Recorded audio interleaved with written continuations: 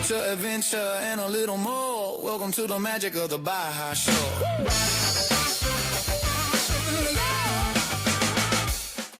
Hey, what's going on, guys? Welcome back to Baja Uncovered. I am your host, JT Meadows, and we are here for a pretty epic opportunity, and we're sitting down with Steve Hengeveld, one of the most iconic off-road racers in all of Baja of all time. How's it going, brother? Oh, doing great, man. Just sitting here in your studio, having a great time, and really looking forward to this podcast and just being down here in Mexico. You know, I love this place and been coming down here for a long time. Yeah, man, you have. And about 35 years, I think, now, and man, I just love it. Yeah, and I'm so excited. I'm stoked that you're spending some time. You know, I've heard histories and heard stories, but it's just a totally different level to be able to sit down and learn it right from the source. You know? Yeah, you know, there's all kinds of stories. There's always stories, right? But man, they're always good, and just Baja invents stories. Man, it sure does. It sure does. Actually, you look a little thirsty. Can I am offer you a thirsty. tequila? Yeah, sure. Okay, so we got a special opportunity here. We got a friend of mine from down in Loretto, Michael Hoover Hurricane, or Hurricane Hoover. That's what it is. Made this tequila and sent me a bottle up here to try. And I hear you're a tequila fan, so yeah, let's try it out. You're going to be one of the first in northern Baja to try this hooch right here. There you go, sir. All righty. All right. Get myself a little. This is a reposado from Tequila, Jalisco. I'm not a big aficionado, but I know it smells like tequila. So cheers like to you, it. brother. Cheers. Salute. Cheers. Take a little sip. We'll see what you think.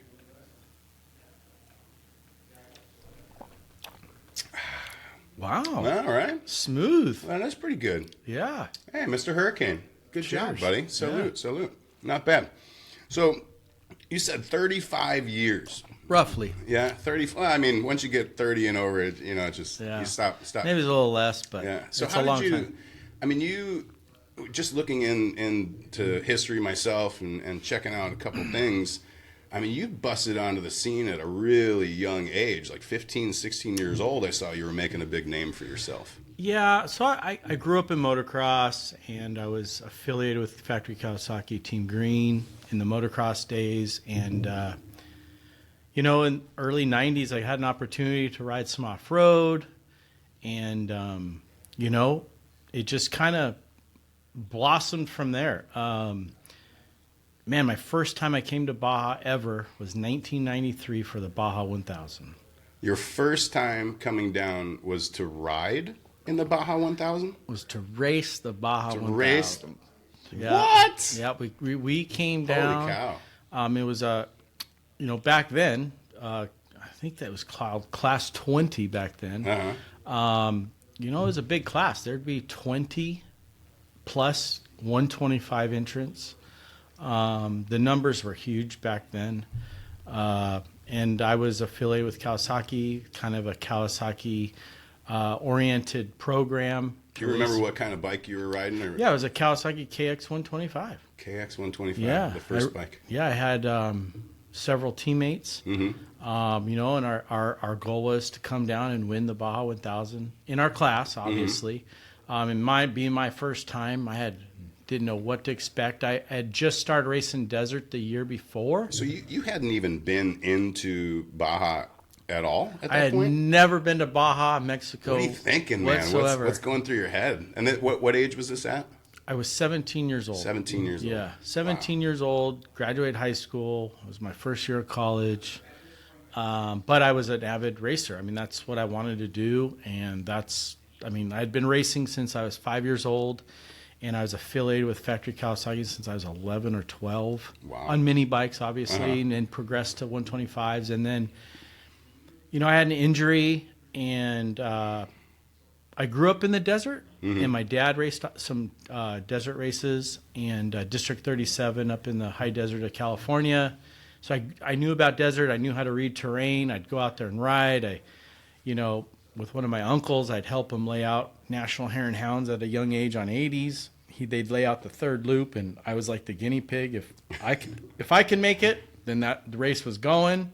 Wow. You know, and they'd get a lot of the times they get complaints about, the third loop was too hard at the national, and they'd be like, well, this kid on an 80 made it, so that means you should be able to make it. Suck it up. Things like that. So it progressed. When I was hurt, my dad took me to an off-road race. Uh-huh.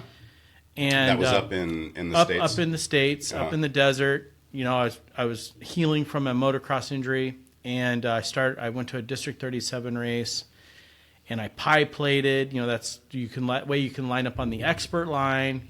It's your first race, but you can still line up on the expert line, and it's actually a paper plate with a number on it. That's what. So they called it pie plate. Pie plating. Wow. So I did that, and I want to say my first race, that race, I was 4th overall. Really? And I was second 125. Wow. A fast guy, local guy by the name of Jeff Capt, who I had known through my dad and friends growing up, but he was a really fast desert racer, had been with all the factories as well. He had won, and I had gotten second and fourth. We were 3rd and 4th overall, and we diced all day long, and I was like, wow, that's kind of fun. Coming from a motocross where you're waiting all day to ride 10 minutes, 6 minutes, even though you were a turned pro or whatever at a local CMC event or something, and you get to go ride your dirt bike for, say, 3 hours, right? Mm-hmm. And it was just exhilarating, and it was a refresher for me. And from that point forward, I started racing off-road. Really? That was the moment you made the switch. I was like, wow, this was fun. And my dad's like, yeah, that was pretty fun. And from your dad had done off-road stuff? My dad had done off-road stuff with District 37, which is, Hare and Hound. Hare and Hound styles. And, he was affiliated with the club. That's what had me going out there as a young kid, helping out, even when I was racing motocross, but just go help out. But I already kind of knew the desert. And then with my motocross background, I just, I could actually turn where a lot of guys can't. Yeah. Or at least back then they couldn't. Now they're all pretty well-rounded. Yeah. That was the start of being an off-road racer. Wow. And so you came down for your first 1,000. Yeah, 1993, first 1,000, KX 125. The biggest thing was how are we going to run lights on a KX 125. We had this special magneto built from Kawasaki, all that good stuff, right? Mm-hmm. So, I don't know where you want to start on that, but there's a whole story to it. Hey, we got plenty of time. Pre-running. We got plenty of time, and we got a bottle of tequila, yeah. I think. Yeah, I know. Everything from crossing the border in Mexicali to, pre-running my first time alone, carrying, gallons of fuel on my side. I mean, this is the 90s, there wasn't... You didn't have a chase or anything? Or Well, I had my uncle with me chasing in my van, but... Well, we get to that later. Okay. But he was stuck in Borrego. I had a map there was no GPS back then. He had a paper map from Score. Wow. And my plan was I rode Borrego,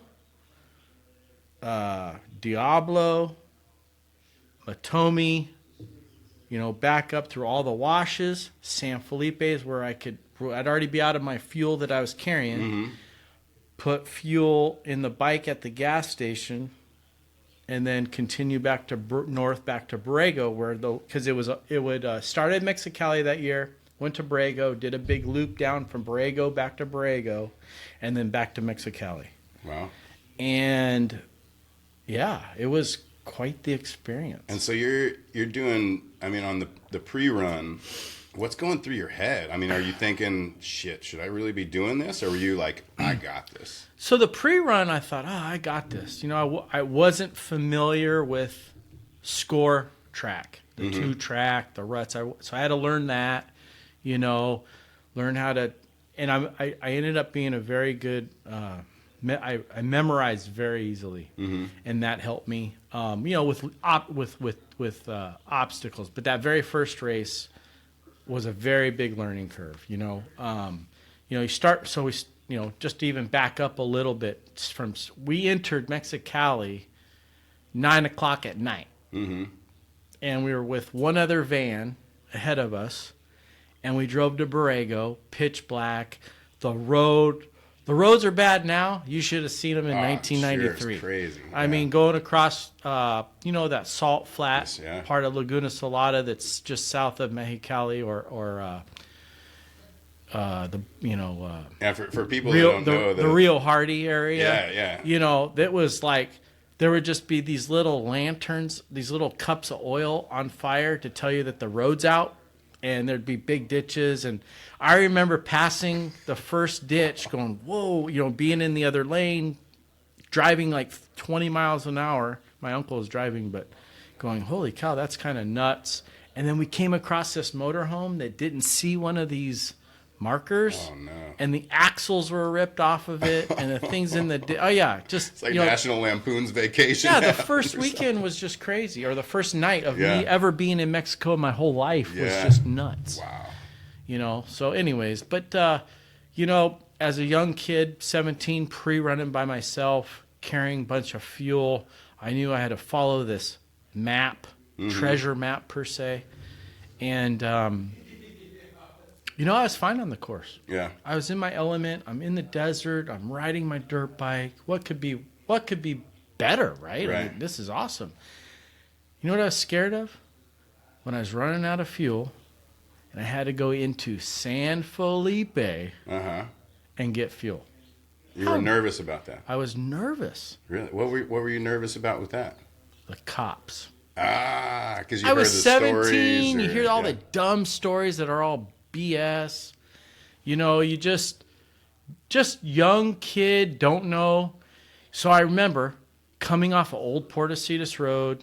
I knew that in my maps. I made notes. You know, you write the notes on your thing. Get to Old Portecitos Road. This should be it. And you're kind of looking at the map. Is this the road or not? Well, it's the only smooth kind of road, you know. Yeah. So you take Old Portecitos Road into town, go to the gas station as fast as you can, fill up, and get the heck out of there. Get back to that course out in the middle of nowhere, and I was at peace. Wow. So you felt safe in the middle of nothing with no one around. I did. Wow. My first time. Your first time. So then, that's that whole thing. You know, we did the race. How'd you end up doing in the race? We didn't do that good. You finish it? No, we didn't finish. What happened was by the time the bike... We had that magneto that runs the lights, a failure. Well, it was a one-off product at the time, so we didn't have a replacement. So we could ride all day long, but as soon as it hit dark time, we had to park it because we couldn't see. Yeah. So the race was over. So it was a learning point. And then we decided, my good friend of mine, you know, we decided, you know, we want to go race Baja full-time. Like, not full-time, but we want to go do the series next year. But we're not doing it on a 125. And what series all did they have at that point? So Score was 3 races. They had 3 San Felipe 2 for dirt bikes. Okay. They still had the Firecracker 250 Right. like in Barstow at the time in the summer, but it was the San Felipe 250 in March. It was the Baja 500 in June and the Baja 1000 in November. Yeah. So we got done with, you know, that 1000. We had a meeting. You know, had a meeting with Kawasaki. I remember Jose Canseco back in the day. That was the boss at the time. Wait, Jose, not the baseball player. I'm sorry, not Jose Canseco. See that Tequila. Oh man, hey, good. Huh? Again, Mr. Hoover, Mr. Good, Hurricane. Good job on the Hurricane Tequila. Gracias, Salute yeah. Salute. Jose Gonzalez. Sorry, Gonzalez, Jose. yeah. He was in charge of. Hey, so myself and my buddy Jason. We want to contest the 1994 Score Series on a 250. Get away from the 125, go up to we want to go faster, and back then too the 250 class was just stacked. There were a lot of good riders. It was stacked just like as the open class was stacked back then. Do you remember who the fiercest competitors were back then? In the 500 open class or 250? Yeah, in the 250. Oh, 250, we had Tex Mitchell, Tim Morton, John Flores. They're all kind of grouped up together. Brian Schmuckel. I mean, there's a lot of names back in the day that everybody was fast. Jeff Caywell. My partner was Jason Caywell, his cousin. We had, there was a big group. Yeah. I mean, those are guys that I know that I still kind of, we'll see each other once in a great while that we still, say hi or whatever. But there was a big group. Yeah. you know, and it was just a good time of life. Yeah, you know? for sure. So 18 years old, oh, you know, man. or whatever. Wait, and, so did you ever have fun outside of the races down here in Mexico? Oh, always. Really? Yeah. I mean, go to church and... Well, Sunday Mass after the race. Gotta go to Sunday Mass. And then, but, you know, Saturday night was a different story. That was a whole different... There's always before the confession. There's always confession on Sunday morning. Yeah, for sure. For sure. So you bump up to the bigger bike. Yeah, I bump up to the 250s and, you know, started doing pretty good. And, you know, 250 was another learning curve. Never had been to San Felipe. You know, well, I had done the 1,000 through San Felipe, but never done the San Felipe 250. So it's kind of a learning curve. Mm-hmm. My buddy, you know, we went down, you know, for that race. We went down with our girlfriends. We camped at Kiki's. Oh yeah. For the week of pre-running in our vans. Place you know, is amazing now. Our girlfriends were our chase drivers, you know, for that race in 1994 for the 250. And it just progressed, you know, the 500. You know, 250, we're still kind of learning. I think I couldn't even tell you what we got. I know we didn't win. Right. I think we've been second or third, you know. So when did you win? 1994 Baja 1000. That was your very first one. So the first and race we were third overall. Raced was the 1000. The first race you won was the 1000. Yes. That's pretty freaking awesome. Yeah, so we won our class, not overall. Yeah. We won our class. Hey, a W is a W, right? It is. It's a W, and we were third overall. I believe we were third overall. And how many races had that been for you in Baja at that time? That would have been completed my fourth. On your fourth race? Because 93 was my first one at the 1,000. Then I did the 250 in 94, the 500 in 94, and then we won our class in the 94 Baja 1000. Wow. What did that feel like, man? You know what? It was pretty... So this is pretty cool, but it was pretty unreal. We had... So our mechanic... So we did... You know, our mechanic from Kawasaki, his name was Dave Chase. Okay.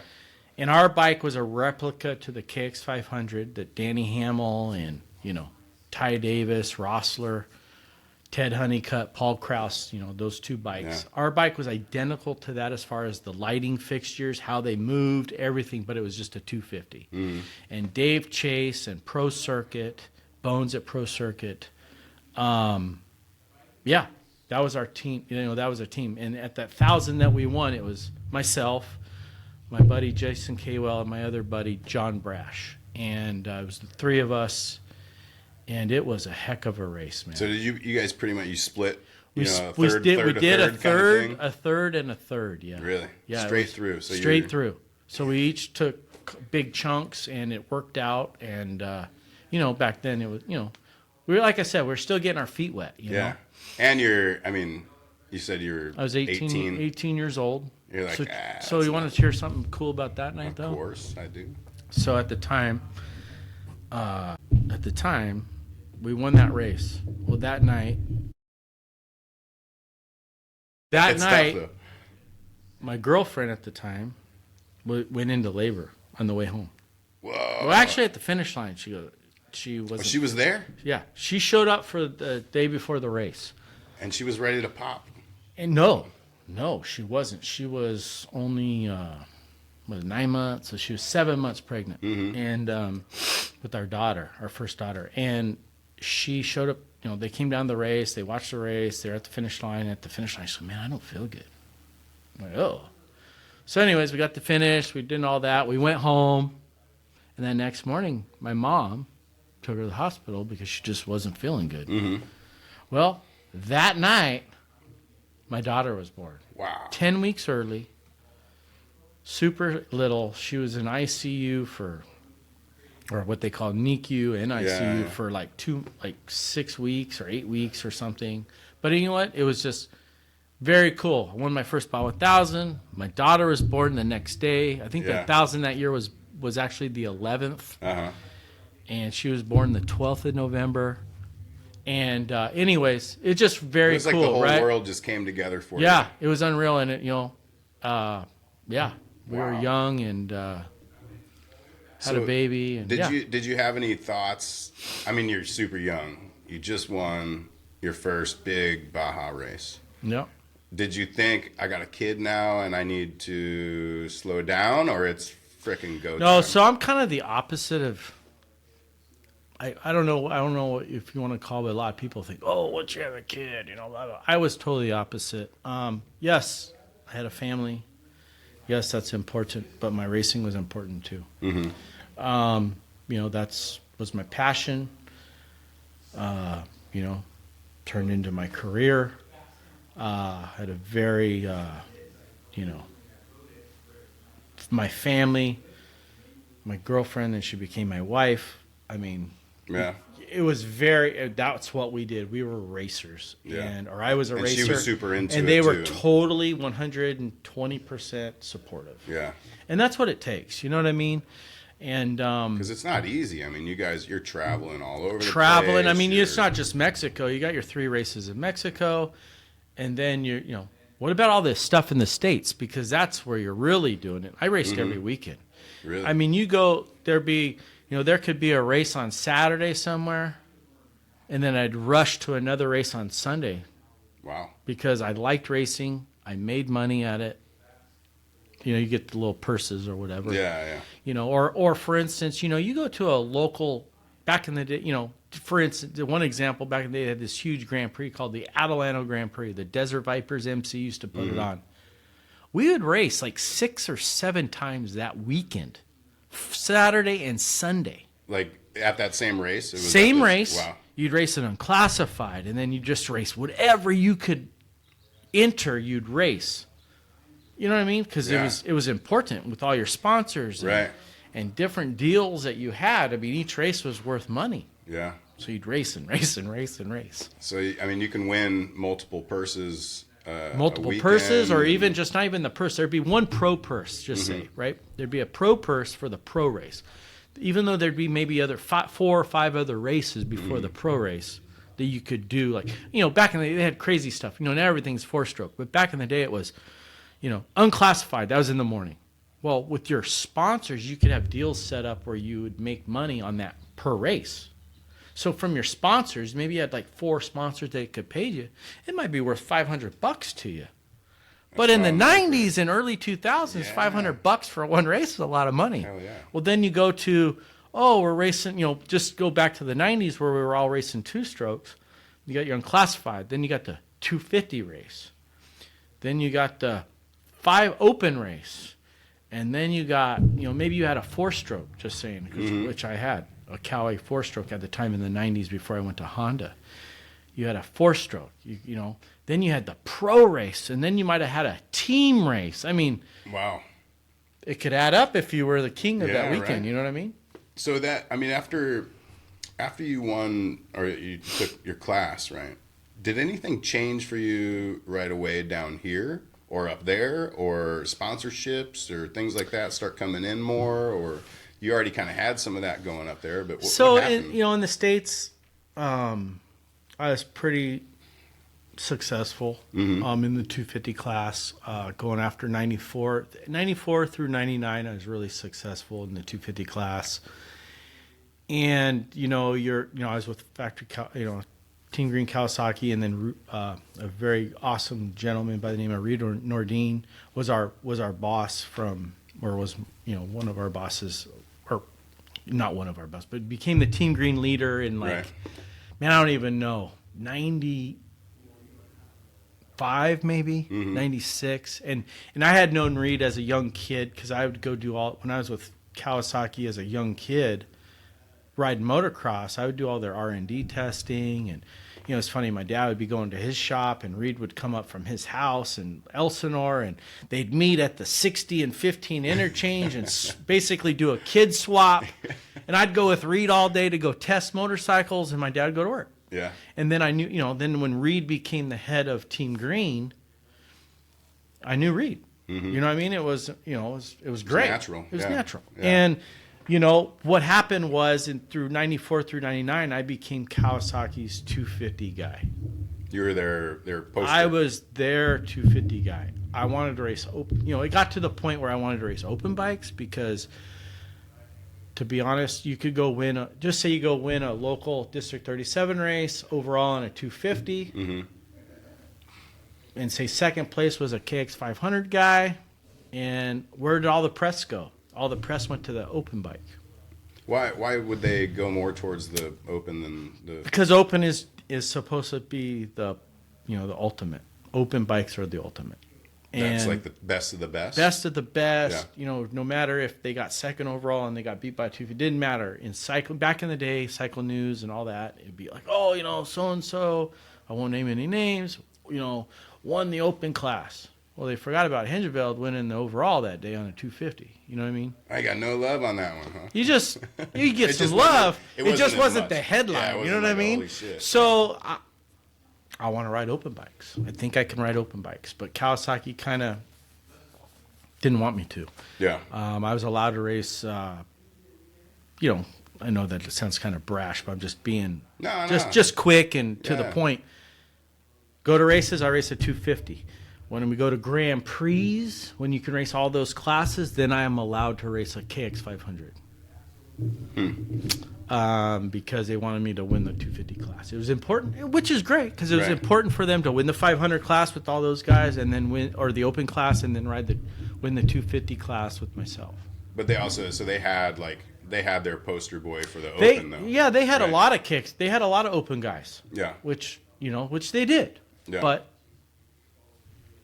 so you talk about maybe you felt like that was holding you back a little bit. I felt that was holding me back in the 90s, yeah. Did that, because when did you switch over to Honda? So the end of 99. Okay. Did that situation with Kawasaki kind of start moving you towards wanting someone else, or Honda just came at you with a better opportunity? Both. Mm-hmm. I was wanting to, both.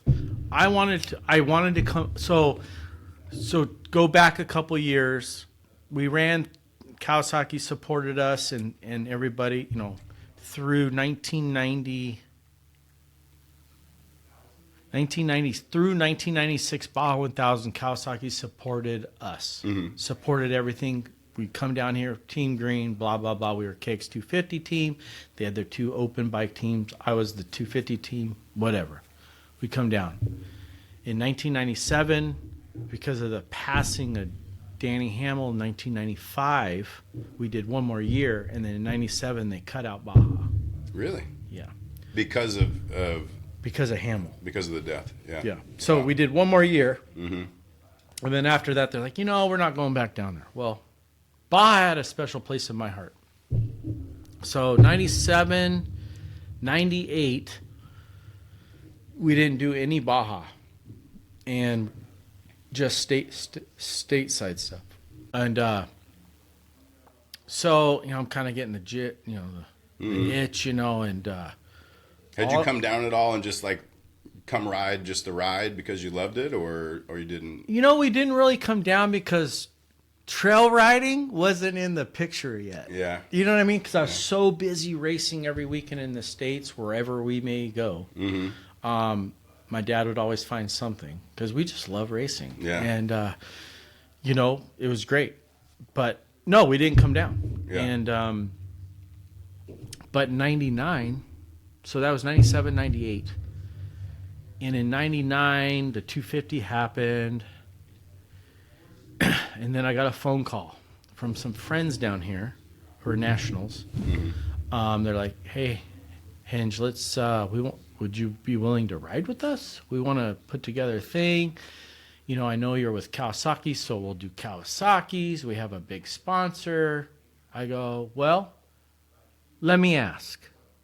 Because I had to ask permission. So I asked, and I was told as long as they didn't have to supply anything, and as long as I rode a Kawasaki, of course, because at the time, my boss liked it still. Mm-hmm. Reed loved, he still had a heart place for Baja, and he knew how much I liked it, I think. I mean, that's where I'm just going off of, because he gave me the permission. He goes, right, then go eat your heart out.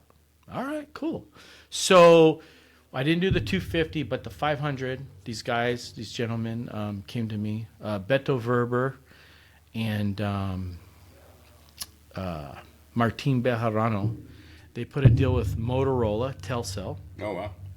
With Mr. Slim. Yeah, Carlos Slim. Yeah, and I said I'd do it if my mechanic, Dave Chase, was in charge. They said, no problem. We'll send all the bikes to him. And they wanted you. I mean, that was... Oh, yeah. It was a full-on deal. Yeah. And so we went to the 500. It was kind of a shit show, I'll be honest. Meaning not on my part. The production or the race itself? For you? One of the guys on the team. Can you share what happened? Or? So I gave him the bike with about a 15-minute lead. One of the gentlemen got on the bike, did what he's supposed to do, just keep the pace. The other guy got on the bike and he crashed. So what? You crashed. His arm was bleeding, and he decided that instead of bringing me the bike in Arendia, he would ride to the pavement and load the bike up and meet me at the hotel. So he basically just threw the race away. Oh, but he said since he was the one that bought the bikes, because it was all, or how he was the one that put the deal together. He was the jefe. That's what happened. Well, basically, his ego was crushed a little bit, and he decided, I'm taking my bike home. Yes, he was a good dude, and we were friends for many years later until his passing. But yes, it was. That's a bummer, man. But we were all like, "Dang, man, what the heck? It's the race ain't over till it's over." Yeah. So then they're like, "Hey, so we're doing the 1,000." I'm like, oh, "Okay, same program." And so we did that program, and not the same type of thing, but did what I was supposed to do. Everything was going great. Gave him the bike. It was a really weird race. It started in Sonata, and then raced back to Ensenada and did basically 2 loops from basically the Baja 500 twice. Interesting. And on the second loop, we had a couple problems, no big deal. I got back on the bike, I remember, and then I ended up having a problem on the coast by Arendia with the lights and stator. And this is at nighttime? This is at nighttime, and I had no lights. I had a flash, Back then, we didn't have really cool night riders, things like that. We didn't get those until later on. Yeah. But I got back into... I limped my way from Arendia to Santo Tomas until we could fix it. But by that time, I had lost too much time. Behind, yeah. So we ended up second. And then we still had problems from there to... That year, it finished in Ojos that year. And I got it there, but even with all the issues, you still ended up... Yeah, I think we were second in class. You know what I mean? We were pretty far behind. And so it was a learning curve, but I had fun, Yeah. And but then I had already knew where I was going after that. So... Meaning where you're going race-wise or where you were going... Everywhere. Yeah. I knew where I was going after that race, and I ended up going right... I think I got home on Saturday, and on Monday, I was riding a new bike. Really? A new color, new bike. New Kawasaki? This is when I switched to Honda. So I already had already in the works. I already had... I know we're kind of jumping all over the place, and I'm kind of jumping back, forward. I'm kind of going forward, backwards, but that was the 99 1000, but I had already worked a deal out with Honda, and I already got an early release, actually, because I didn't even say that, but I had gotten an early release from Kawasaki because I told them I really wanted to ride an open bike, and I think they thought I was crazy, and Were you nervous at all about switching over from these guys? No, so it's really cool is back in, I think it was October of that year, maybe September. I met up with Johnny Campbell. We had already been talking. He was your partner for a while, right? We became each other's partners for a long time. Yeah, we're actually, Johnny and I... You were like the dynamic duo. We are the dynamic duo. I hate to say that word. Which one was Batman? Which one was Robin? I don't want to put nothing on nobody. But if you go by height, that's probably Robin.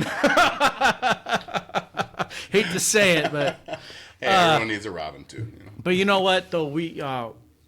It was really cool. One district race, Johnny would come out to the district races. I was always racing them. I was making money. I mean, a district race to me every weekend was worth money. That's how I lived. Yeah, it was your paycheck. From all my sponsors. And, because with each sponsor, you have, contingencies. Right. So, you have your, rather, not even the motorcycle company, but you have your gear, you have your goggles, you have your helmet, you have your, everything. you have everything. I mean, if you can sell yourself, you sell yourself. Yeah. You know what I mean? But, and, Johnny and I, we'd race a lot against each other. I was on a KX250. He's on his XR628. And we started talking. He was looking for a partner. Or they were looking for a guy, regardless. And I rode a 628 one day after a race. And I was like, holy cow. I can kill it on this Game thing. changer. And that was a 628. Yeah. Whole different bike than a 650. Yeah.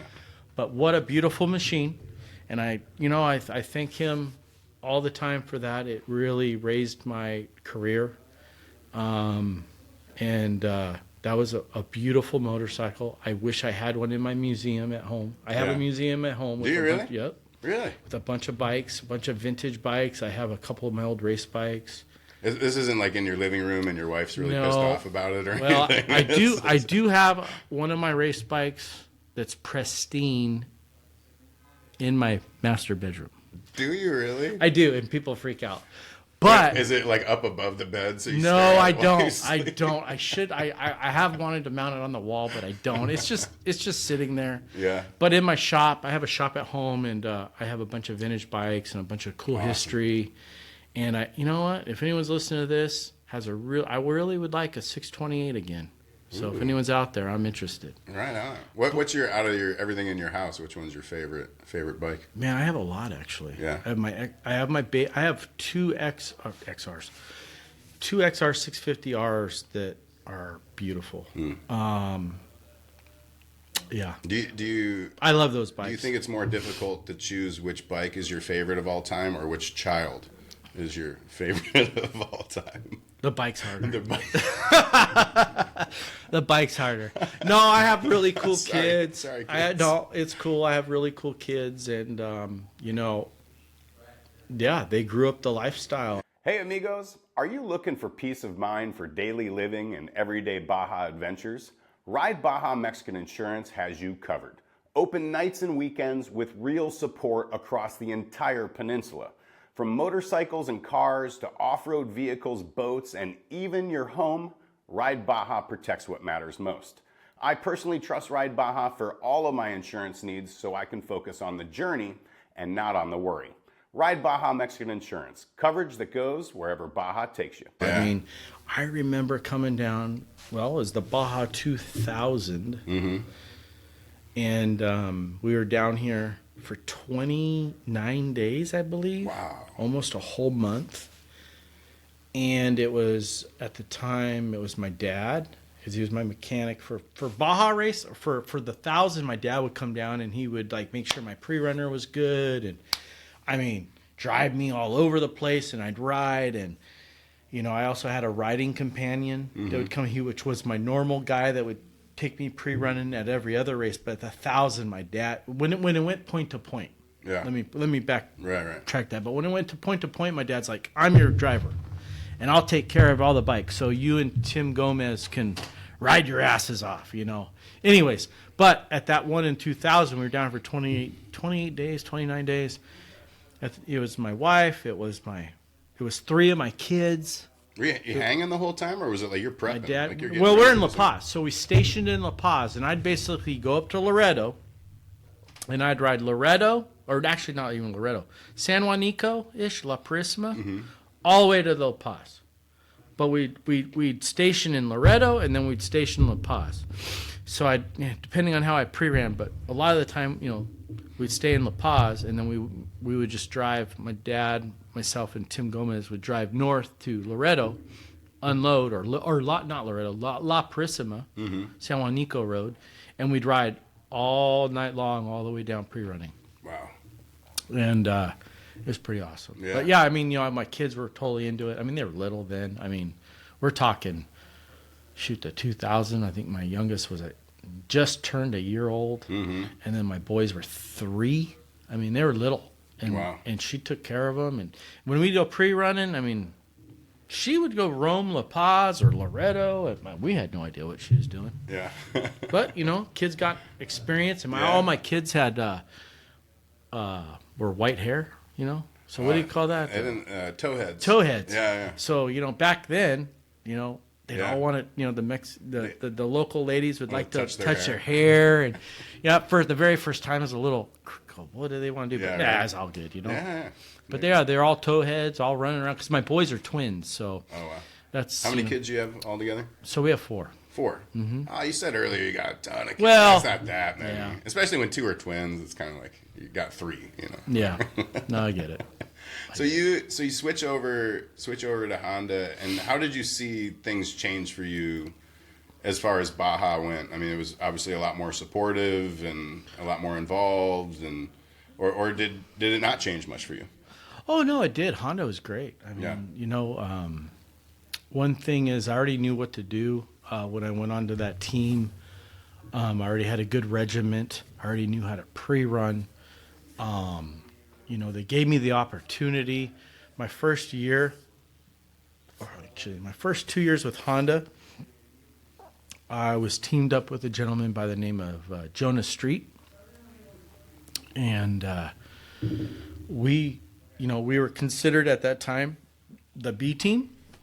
The B, like you weren't the top team. We weren't the top team. We weren't supposed to win, but that wasn't in our cards. Right. And we went out and won. Really? Yeah. Wow. And we start. Everybody's on a new bike. Mm-hmm. The two factory guys, 2 factory teams were on a new bike, XR650, great motorcycle. We were still trying to figure it out.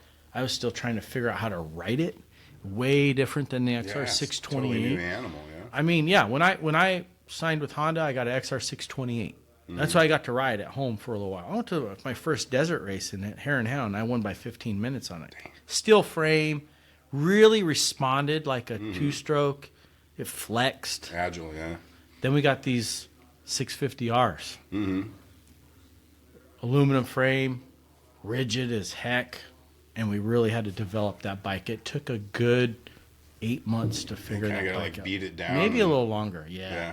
When we worked with several suspension companies trying to figure it out, and Bob Bell with Precision Concepts was the one that figured it out or helped us, and it was just became a, black and white romance. I mean, he did a wonderful job, and then he ended up doing all the prep on the bikes, and he became in-house for Honda.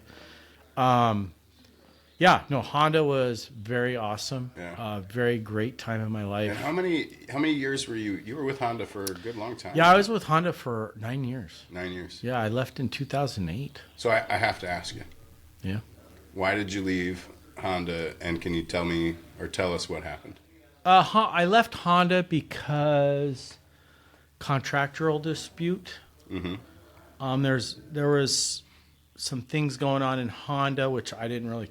I mean, we had our main boss was diagnosed with cancer, and his body was he was having a hard time. So the team was going to a privateer setting where it was still Honda funded, but it became a privateer team, which was great. I didn't care. I was still racing, but it became. I mean, to be honest, it came down to money. Yeah. Everything was supposed to stay the same, and then it didn't. Because of their changes, they want to make changes on you? Yeah, I can't get too far deep into it. I don't want to get too far deep into it, but just say that it was supposed to stay the same, and I could live a lifestyle, and it changed afterwards, and so it became where maybe I shouldn't be here. Yeah. There's things in life you should have maybe just stuck it out, because who cares? But is that a hindsight for you at all? It's a little bit of a hindsight, but I had other great opportunity. Yeah. It is a hindsight. There's things in life you regret. That's probably one of my regrets, just not sucking it up per se. Yeah. But you also had other opportunities. But also I had other opportunities, and that didn't last very long, just because then the economy took a crap, and what happened was I had that going, and that was starting to kind of get weird, and then I had TRD approach me. Toyota. Really? Yeah, they put together a team called T-Force Off-Road, And it was a TRD program. The owner, his name was Dan Friedkin. But sorry to go back here. Sorry. But, so at this point on, Toyota TRD, Toyota trucks. You're already racing trucks at this point? So I had raced trucks in the past. But, like one-offs. Like one time in 2006, Jesse Jones from Phoenix, Arizona, had an extra truck. He was the number one best in the desert guy. He just got a new trophy truck, and he called myself and a gentleman by the name of Mike Childress to come race a second truck in case he had a problem because it's the first race of the year.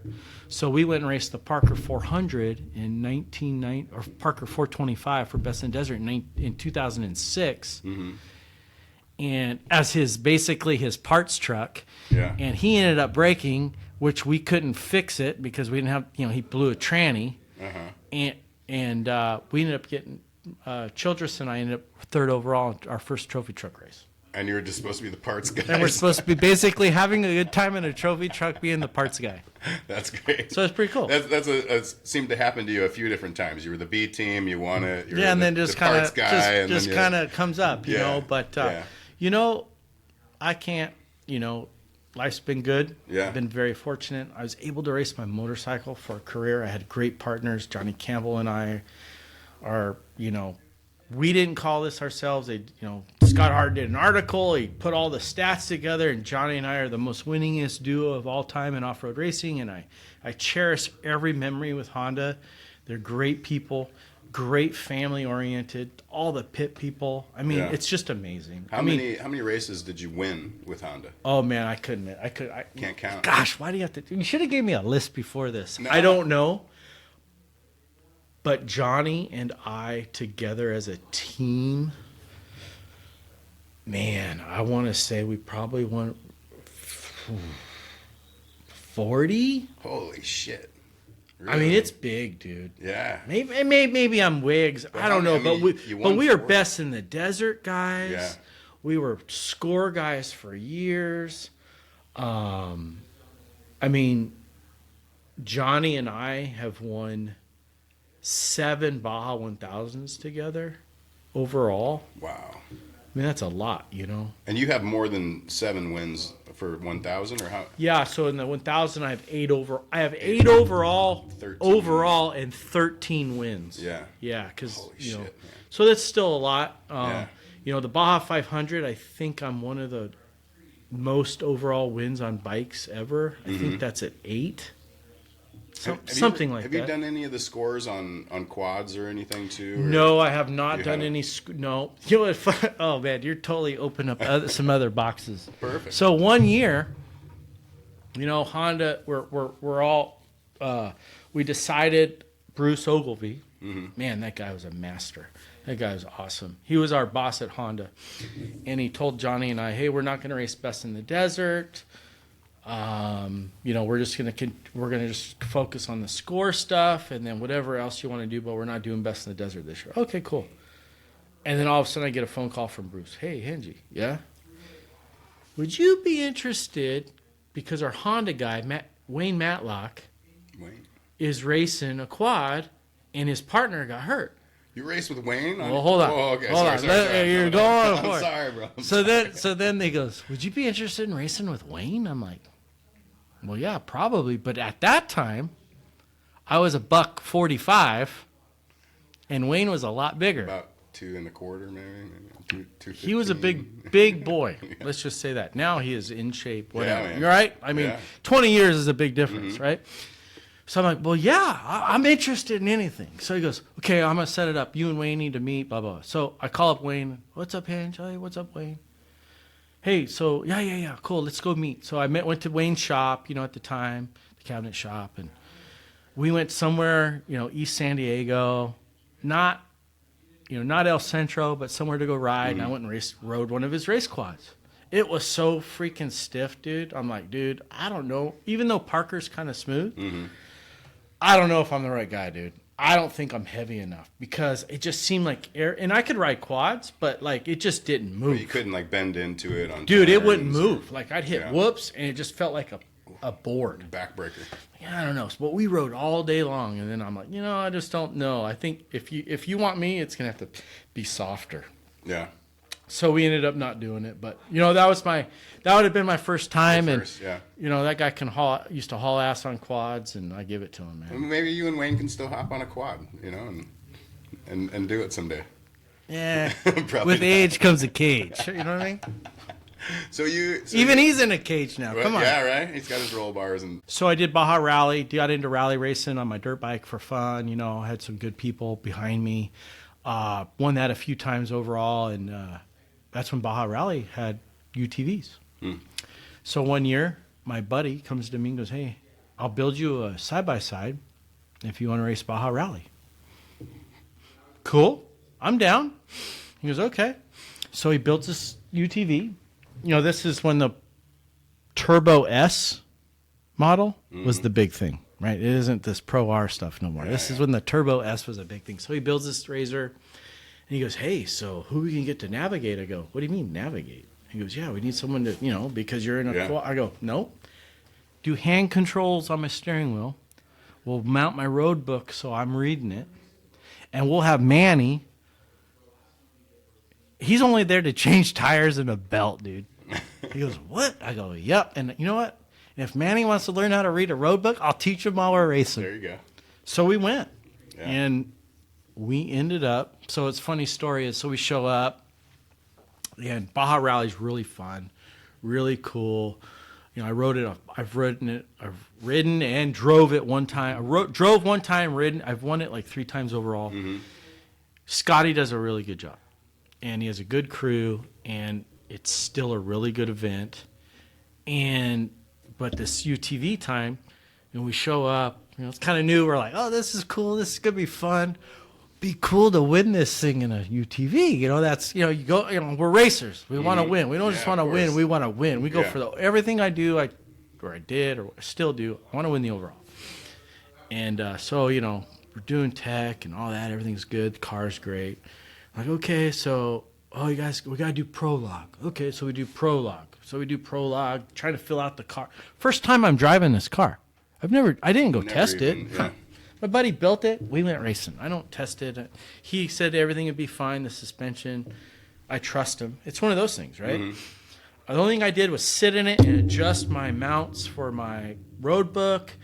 I want where my switches are for my thumbs, so I don't have to take the hands off the wheel for moving the road book and resetting the ODOs and all that, all the ICOs and stuff. And we go to prologue. We do prologue, and my buddy Brian's like, "Hey, so how'd that go?" I'm like, "Yeah, well, it's okay. I didn't charge that hard, and felt good though for a car, and just trying to get the feel of it." He's like, "All right, cool." So then that night, results are supposed to come because the next morning we're starting. No UTV results. Oh, that's kind of weird, So anyways, they, whatever, so-and-so, whatever, they're starting bikes. So the next morning, because in rally, it's based on prologue. So next morning they start all the bikes. And then, we go to the starting line, and I start talking to one of the officials, and I'm like, "Yeah."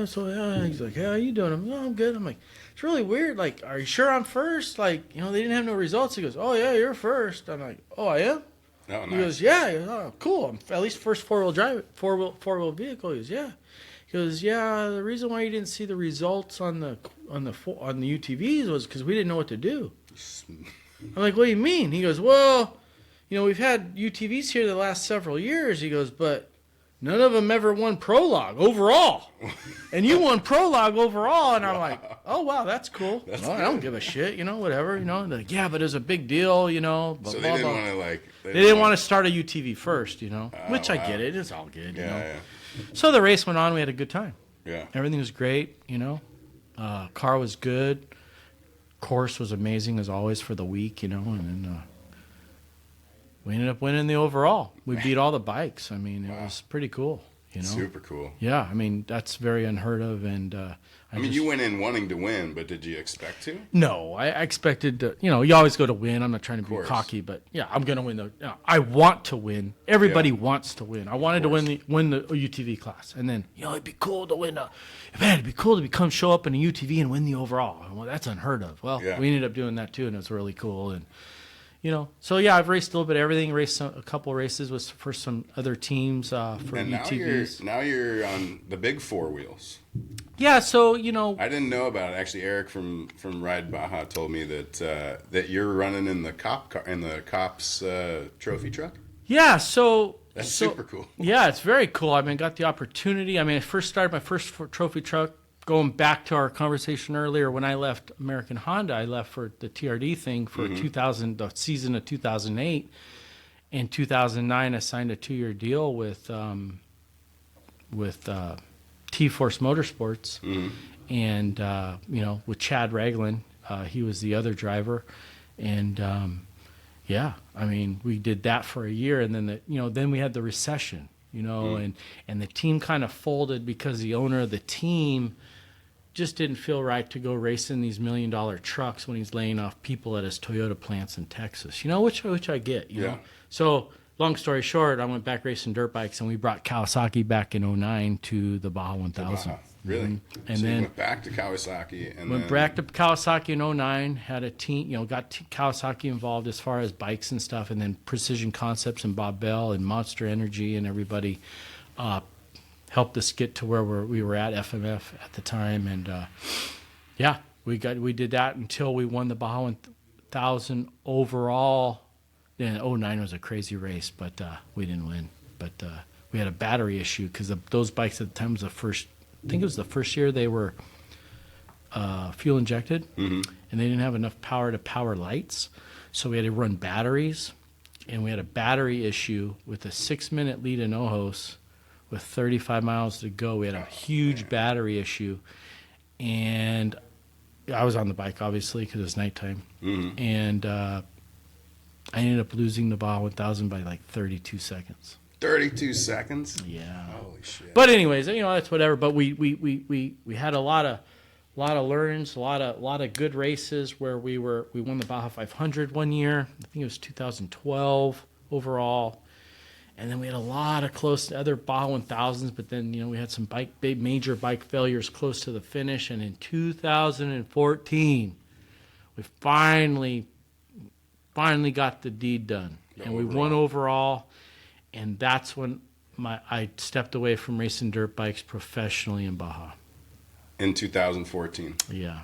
And after the Baja 1000 overall win. What was that process for you leading up to that? I mean, did you have something in your head that said, if I win this, I'm done? If it doesn't happen this year, I'm going to wait till next year? No, so we had been trying, and we had a lot of problems, and we'd be leading, and there'd just be stupid problems. And my partner at the time, Robbie Bell, we sat down before the 1000, and he's like, I don't want to do this anymore. And I'm like, okay. I'm like, well, here's the deal. We both agreed to this, but we both were kind of in the same thing. We were putting when I show up to a race, I give it my all. I mean, regardless problems, whatever, I give it my all. And we had tried a long time, and we had some problems, and it's not easy. Yeah. Even though we'd had much success in our, I had a lot of success with Honda. He had success with Honda. And it's just, but it's just hard. I mean, people think, oh, it must be easy it's not. It's hard every time. But we had some problems, and he didn't want to do it no more. He was more concerned with racing like Work Series. He wanted to go back to the track GP styles. Baja's just, we're hanging it out. Dirt bike going across Baja is gnarly. Our speeds are crazy fast. Even today, if you look at times, they're way off the pace. Yeah. When you time a section anywhere, even in down south where it's smooth, people say, oh, it's rougher. But, go down south, it's still the same. Mm-hmm. They're still way off the pace. And let's say a 200-mile section, they're still about an hour and 15 minutes off the pace. And is that because of the drive of the riders? I think it's that and the competition. The competition is as much as it used to be. Isn't as, I mean, it's good competition. It just isn't as hungry, that ballsy, or ballsy or tough or whatever. I mean, there's great riders out there. I'm not trying to take them from nobody, but and this isn't just me saying this. This is looking at data from Precision Concepts. Bob Bell tracks everything still to this day. You know, even when he was helping out other teams, you know, throughout the years with Justin Morgan and such. I mean, he would time everything, and yeah, there's a discrepancy. Yeah. But regardless, everybody tries to do their thing. But what I'm saying is Robbie Bell and I came to agreement. Let's win this fucking thing. And when we're done with this race, this is our last Baja race on a dirt bike, professionally. Had you told anybody? No. You two were the only ones that knew. We were the only. Maybe he told his dad. I don't know. I can't talk for him, but I didn't tell anybody. Yeah. That almost gives you even more of that drive. You know, like, this is the fucking one, man. Well, check this out though. I was 40. I mean, that's the new. No, it's fine. But a lot of people think, "Oh my God," you know what I mean? Yeah, but it wasn't that I was 40. I could care. I mean, but it was just that time. Like it was like, you know what? This is probably the lap. You know, we were racing against a great team. Mark Samuels, you know, the cream of the crop. You know, at the time, the factory Honda team at the time, and we were the Callaway team, and we wanted to win, man, and they wanted to win. And was it difficult with Kawasaki when you said, "Hey"? No, because it was with them. It was they were helping us out. It wasn't a fact. You were still racing up there and stuff too. Well, it was just a fact. It wasn't like we weren't. They were helping the team out with bikes and such. It wasn't like this is our team. They were helping us with parts and products. So it was no big. It was whatever, you know. Yeah. It was based. You know, we had funding from other people to help this thing go. Kawasaki, you know, helped with some parts and product, but not. It wasn't like their old factory teams back in the 90s. Yeah, it wasn't nothing like that. So you're still. I mean, we were still kind of like on our own. Yeah. And you're still racing. Yeah, and I was doing at that time though. I was still doing very little. Yeah. Like I was just concentrating on the Baja stuff. I wanted to just do that stuff. They were doing the work series. Like Robbie was doing the work series, and Ricky was doing the Hare and Hound series at the time. I wasn't doing any of that. Yeah. I was just doing Baja. I was there solely for the Baja. Because you love Baja. Because I love Baja, and Baja has a special place. You in don't my love my heart. microphone though. I know. No, I know. I just trying hit to it. beat my microphone. How did I hit it right from 3 feet away? Tired of these damn questions. Must be this hurricane. You're actually. Tequila. I don't know. You haven't had. Are you doing okay over there? You Yeah, I'm about as much as you. Yeah. Cheers again. Cheers. Smooth though. It really is. It's really not bad. Really not bad. So you're still racing in Baja. So going back to your question 10 minutes ago, so I hooked up with, got the opportunity to drive for Cops Racing, the TV show, with John Langley. So is John Langley actually associated? I mean, I've seen the truck several times, but John Langley's actually part of that whole deal? So John Langley started Cops. Right, the TV show. Yep. Right. Started it, and his two sons, Zach and Morgan, they all race off-road. Really? And my first, race with them, I was John's partner, and we raced the spec truck. No shit. Yeah, and Zach drove trophy. They raced each class. Yeah. Trophy truck spec, trophy truck, class 1. And what's that like changing from bikes, from even UTVs and like? Well, to be honest, a good setup truck reacts just like a dirt bike does. Really? Very easy. Not easy, but it's a good transition. And if you drive, like I drive the truck like I'd race my bike, and it works out for me. Yeah. So you don't feel you need to adjust in your thought process or your, No, because there's still bumps that I would let off for, I'll say on a bike because of the way they are. And in the long run, it helps out because I'm not damaging the truck. Yeah. But there's things that you just keep your foot on the pedal that on a bike you couldn't, on a truck goes right over it. I mean, You learn that, but it's an easy. The truck reacts like a bike does. Okay. Yeah. Pretty great. I mean, okay. Which do you prefer? Now? Uh-huh. Truck. Man. Truck? I'm old. Yeah. I'm 50 now. Wait, Come so on. do you think you would ever? I mean, if someone came back to you, I'm sure no one could say to you, "Look, don't worry about winning, Steve. Don't worry about that. We just want you to hop on two wheels and run the 1,000." I've had that a lot, Mm-hmm. and I won't do it. Won't do it. Because my mind doesn't work that way. Yeah. And I know I can't run that pace. I mean, maybe for a little bit. I just don't know what happened afterwards. But I'm just, I lived that part of my life, and I don't want to go. If I got into it like that again, it'd be like a full-time job again. Yeah. Because I would go to the gym every day. I'd work I don't want to do that anymore. Yeah. To be honest, I don't want to do that anymore. And you kicked ass for a long time. You got the trophies. You got the notoriety. You had the fun. You had the adventures. I don't really care about that. I had a good time in life. They're special to me. Yeah. Hope I made people smile. I met a lot of great people through it.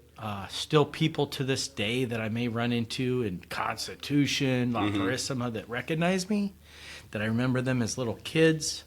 They'll show me old pictures of me with them during pre-running nights. I mean, it's pretty cool. Yeah. You know what I mean? And that's what it's all about. Sure. Like, I'll do a tour, one of my tours, and we'll be in, Constitution. This guy will come up to me and go, "Esteban?" I'll be like, "See?" And he'll pull up, or he'll go, "Oh, okay, I'll come back in a little bit." He'll come back with like a poster I gave him 20 years ago. Yeah. And you're like, "Holy wow. cow, man!" The guy recognized me. It's just cool because the people are very, very awesome. They're very, very genuine, and I just love it. It's a different love for it down here too than up there. I mean, it is just a motorcycle or a truck or whatever, but it's part of their culture. Yeah. And then, but we've lived it too, so it's part of our life, and maybe it helped them through something. I don't know. It could, for sure. You never know, right? So I hear your son's a badass though too. Yeah, so is there going to be another Hengeveld on? Well, he's having fun.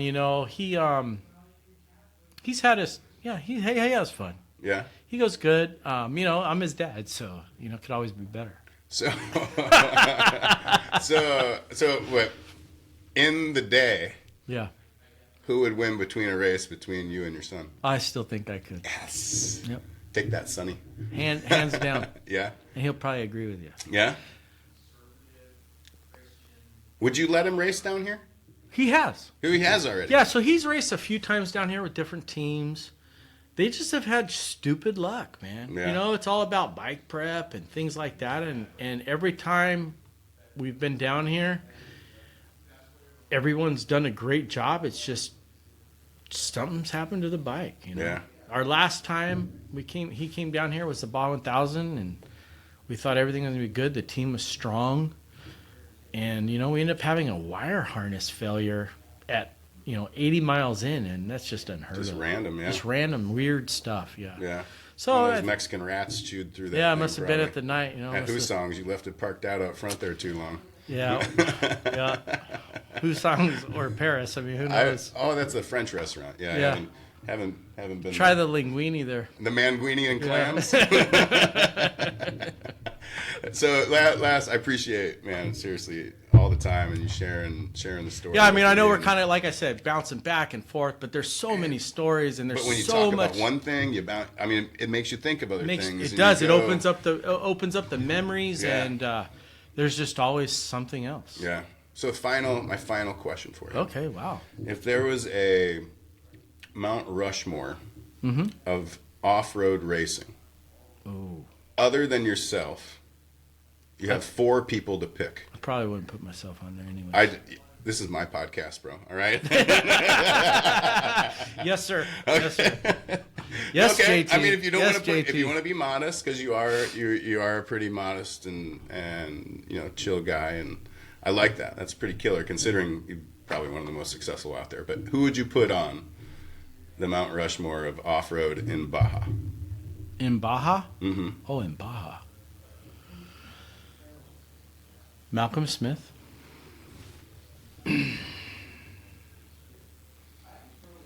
Danny Hamill.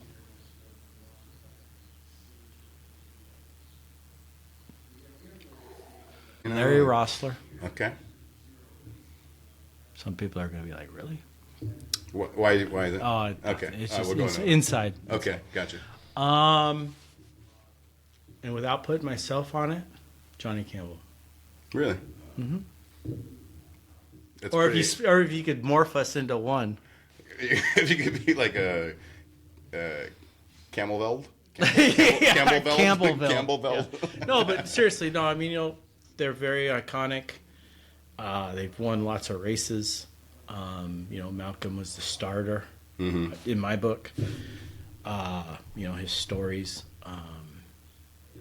Punching the time clock in Tijuana, punching it in La Paz, whatever. Riding on the back of turtles. You know what I mean? All those stories. Yeah. And then Danny, before his untimely death, I mean, he was the man. Beast. You know what I mean? It is what it is. Yeah.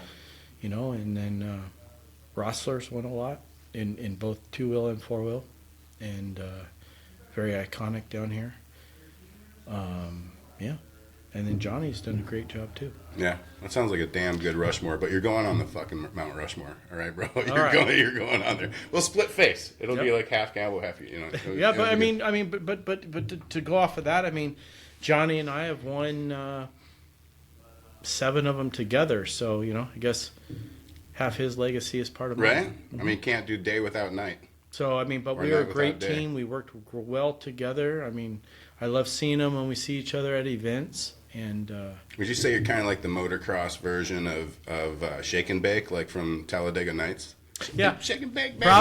Probably. Yeah, he was more off-roader and GP guy, and I was the moto kid that came into off-road. There you go. Yeah. See, that's good. We had a great time, and like I said, it's a very special place in my heart to be a part of that team, and it was awesome. It was the best.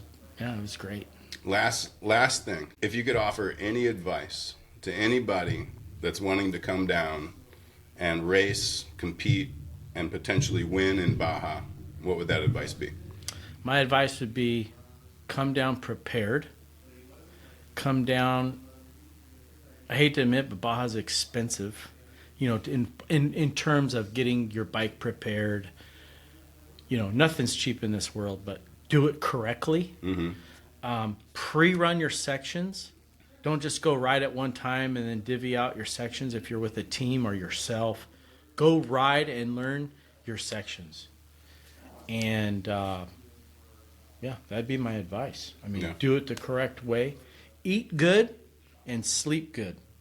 So no tacos, Paris, tequila. Well, tacos are... Paris is okay after the race or the week before you start pre-running. Okay, good. Or Hoosongs, too. Yeah. Don't go every night after pre-running because it's not doing you any good. They have good Spanish lessons at Hoosongs, too, and that'll help you along your journey. So they do. Yeah. Yep. That's awesome, man. Thank you so much, brother. I appreciate you. One more cheers. If you I do have a little bit. JT, thanks for having me. I appreciate it. Thank you so much for having me. You're having me here. Yeah, I feel like I had you and you had me, and that sounds weird, but I appreciate you being here, brother. Cheers. Salute. Cheers. Salute. So awesome to get to know so much more about you, and thank you guys for tuning in to Baja Uncovered. Check us out on Spotify, YouTube. Stay tuned, share, like, and we'll catch you guys soon. Hasta. We're going down south, amigos. Welcome to the adventure. Yeah.